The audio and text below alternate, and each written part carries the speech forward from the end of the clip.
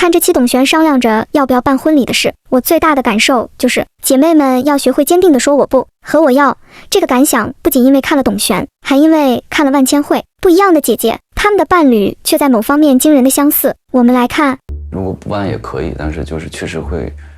有一点点的小遗憾吧，就害怕，有这个遗憾。关于董璇和伴侣讨论要不要办婚礼的事情，这几天大家应该也刷到一些了，这里会略微说一下。但这里要讨论的是事件双方表达观点的方式。董璇伴侣的方式是从头到尾的，办不办看你的，虽然我是想办的，但你不想办就不办。而董璇的态度事后才说的，说这次伴侣和自己提婚礼，自己其实在走神，想到的是自己上次办婚礼在酒店全程需要筹备，觉得很累，觉得再也不办了。但这也只是他在后才明确表达的态度。在男方说想办婚礼，是不是该办婚礼了？但你要是不想，可以不办的，不过还可以问问爸妈的意见。但是如果你不想办，咱可以不办，甚至爸妈的意见也可以不问了。最后当然是去问了爸妈的。既然他在饭桌上问了爸妈，意思就是董璇说了也是想办的，董璇没说不想办是吧？但实际上我们回头看，在车上董璇有过好几次表达，男方第一次提要办婚礼，时机成熟了，董璇说办婚礼老累了，你是不知道，在我看来这就是不想办婚礼的信号。但男方置若罔闻，说的是咱商量着来呗，咱俩办了呗。还办呢？办婚礼真的老累了，你是没办过，你不知道。咱就不用，就是商量商量呗，就办了呗。董璇第二次表达态度，说不喜欢办酒店婚礼，男方说那就不办酒店婚礼，用咱们觉得舒服的方式。董璇第三次说道，办婚礼还要提前减肥，男方再次置若罔闻。其实董璇都在表达自己对于要办婚礼的情绪，太累了，太麻烦了，但因为没有直接说我不想，于是在男方看来都是可以解决的，可以哄一哄就答应的。到了父母家，车库里男方再次找董璇确认，我和爸妈说了，你要不想我们就不办。我真说了哦，虽然这么说，但后采说的还是不办也可以的，但我还是害怕会有这个遗憾。我们可以说董璇沟通的方式是最不利己的，因为他想要和不想要的都不会直接表达，但男方的沟通方式却是最利己的。不仅如此，他理解的方式反而不是直接表达我想要和不想要，而是靠多种曲折的方式，利用他人来达到自己的目的。比如他会反复对董璇说你不想办就不办，但我是想的，明白董璇会因为他想，他会反复对董璇说你不想办就不办，这其实就是利用董璇没达到他想的结果达成了。还会有个说法，这也不是我一个人想的，我不是问过你吗？你没说不想，那就是你也想喽。其次是办婚礼的方式，董璇说过不想要酒店式婚礼了，当时男方是赞成的，说按董璇觉得舒服的方式来，但在饭桌上朝爸妈提了要办婚礼的事情之后，小夫妻俩提到了不办酒店式婚礼，董璇妈妈略有微词，董璇说想在海边办，妈妈嫌贵，董璇退而求其次，说在湖边办也行。此时董璇是双眼发光的，其实这场婚礼真的按他喜欢的，在水边办他也很期待的，毕竟上一场婚礼他只觉得累，一场在水边的浪漫婚礼他也是可以期待的。然而男方在他提到海边不行，还可以去湖边时，说到了自己姥姥96岁了，离开老家大同参加婚礼，似乎有点为难。请注意，此前董璇说不想办酒店式婚礼的时候，男方没有表达反对，说舒服就好，按你喜欢的来。但此时董璇说不想要酒店式婚礼，他却提到了自己的高龄姥姥，这句话补救的也很明显，我想和爸妈商量一下，也想和你商量一下来着，意思就是他自己知道此事，提姥姥其实是对和董璇说好的，不要酒店式婚礼的背叛。我就想先我是跟爸妈商量，跟你商量，我是想在大同。但为什么这句姥姥要等到现在说？就是我们上面提到的，他会利用别人来达到自己的目的。此时当着董璇的爸妈提自己的姥姥，就是知道董璇爸妈会站在自己的立场，帮助说服董璇，婚礼就在大同办酒店似的。董璇妈妈果然很积极，一直劝说董璇要以男方为主，要在大同办，要顾及男方的姥姥和葬在大同的父母。眼看董璇明显不愿意，但不想表达了，他再出来表达可以办2场，一场大同，一场在海边，海边就陪你纯玩一次。在董璇听来，这个海边婚礼就变了味儿了，几乎等同于海边的一次婚礼后的派对，大概和他心目中的海边婚礼是大相径庭的。且男方在对话的最后还要当着董璇的父母再次表示，办不办还是看你的。如此一来，豁达他也做到了，他想要的婚礼在董璇父母的压力之下，在董璇不懂拒绝的性格之下也得到了。对于不知道如何说我要和我不的董璇，男方真的太知道如何让他从不开心做一件事到到甘之如饴地做一件事了。比如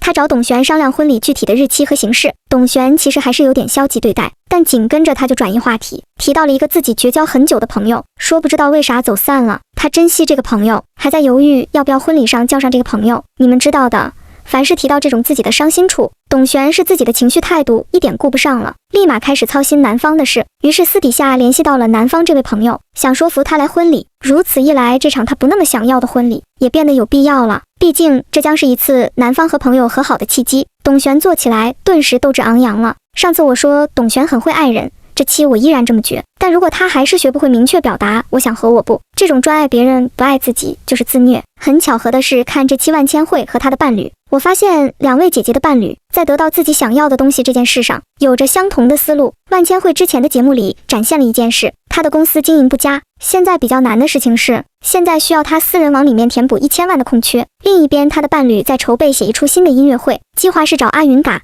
谭维维这种级别的演员来演绎。而万千惠伴侣现在的音乐会演出基本都是万千惠出钱筹办的。那这个音乐会是千惠出的钱？对呀，就是他出品嘛，要不然谁花这么多钱让我去做这么台音乐会啊？只有老婆能干这种事儿。所以万千惠不仅要面临公司的亏空，还要出钱给伴侣办音乐会。其实他现在有一笔钱，本来是打算给伴侣办音乐会的，但公司亏空是燃眉之急，要么应急，要么如期办音乐会。其实解决办法也不是没有，音乐会可以如期举办，这笔钱拿去给音乐会，但万千惠接下来需要全身心的投入到直播中去，把公司的亏空赚回来。然而他也想参与到伴侣的音乐会中，这一点投资方和伴侣都是这么希望的。如果参与排练，那么很多大促节点的直播他就不能参与，赚不到钱，就没法拯救公司。节目组很有意思的是，放了一段万千惠以前参演的音乐剧，这一段的题目就叫贪念。看上去万千惠确实有点贪婪，既希望公司是一直盈利的，又想要当演员，但一个人的精力是有限的。此时这个弯头他就是要做出选择，是投资伴侣的音乐会，还是回去安心直播赚钱。其实他的后采就显现他的态度了，他想先拿钱补齐公司亏空，这意味着他心里有个权衡，此时补亏空比参与到伴侣的音乐会更重要。公司面临的困难怎么办呢？其实我也有一点点把我的目光看向了音乐剧这笔资金，它就摆在那里，它就可以解决我的燃眉之急，但是我动还是不动。那么其实旁观者都知道，此时伴侣的作用是需要发挥一下的，要么贴心的表示公司既然处于亏空，那么我的音乐会可以暂时搁置，先度过眼前的难关再说，或者帮助万千惠的事业，直播事业能短期内赚到钱，公司的亏空可以解决，音乐会的资金也不用动，音乐会自然也能顺利进行了。演播室不是没想到这一点，有人问了万千惠的伴侣，他这么回答的：那么直播需要热度，需要流量，那么三宝老师合作过那么多的好朋友明星，是否可以邀请到这个直播间来？不，绝不。no， 绝不。你除了在旁边提供情绪价值就够了。多人劝说他，问他为啥不能这么干，他说觉得没必要，自己也不会去干这件事。最后搬出万千惠，说自己妻子也不会让自己干这件事的，来表达自己的意愿的思路。这种用别人的态度，是不是有点眼熟？与此同时，他还会把办音乐会这件事说成并不是自己一个人想办的，说这也是万千惠的梦想，是梦想我就鼓励，我能做的也只能是鼓励。他有自己这个梦想，我觉得我应该鼓励他嘛，至少尽可能的去帮他去实现我们共同的梦想。这人总得有点梦想吧，有点追求。我们再来回顾一下他前面说的，这种音乐会没人愿意出钱，只有自己的亲老婆才愿意了。所以这到底是他的梦想，还是万千惠也有份的梦想？总而言之，最后都是万千惠有份就是了。当他们说想要，他们会美化成自己的另一半也想要的，接着心安理得的享受对方的付出。当然这件事里没有人是绝对的对和错，因为他们能用这种方式达到自己的目的，一定是对方愿意配合。归根究底，还是这两位姐姐做不到，坚决的表达自己的不想和不要，会被剥夺走一些什么呢？我们心里都有自己的答案。最后我想说，我发现很多人，尤其是女性，在关系里总觉得不拒绝是体贴，顺着才是爱。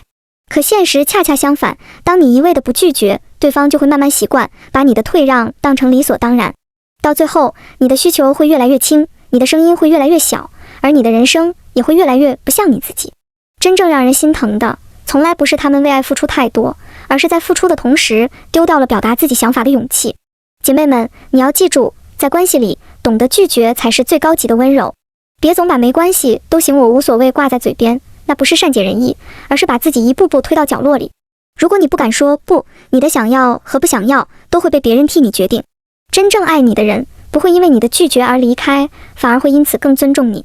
所以，请勇敢地说，这是我想要的，这是我不想要的。因为只有你先爱自己，别人才能真正学会爱你。爱情里最有力量的一句话，其实不是我爱你，而是我也要爱我自己。你在感情里有没有过不敢说不的经历？欢迎在评论区聊聊。